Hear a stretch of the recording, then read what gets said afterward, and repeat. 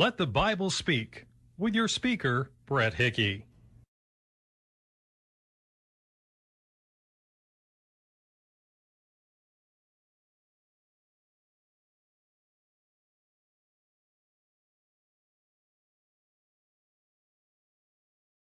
Baptism, the only act necessary in the process of discipleship that's mentioned here in the Great Commission, has unfortunately been twisted and tweaked by modern man so that the average churchgoer doesn't know for sure what it means. Notice first of all that Jesus told the apostles that they would be baptizing.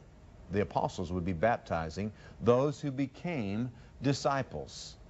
This is significant because it distinguishes the baptism that Jesus authorized from other baptisms mentioned in Scripture. You can also see that Jesus' command to teach all nations or make disciples of all nations involves baptizing those who believe the gospel.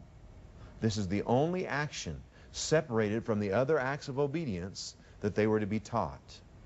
To neglect or marginalize water baptism is to depart from Jesus' original marching orders to the apostles and by extension to the church of Jesus Christ.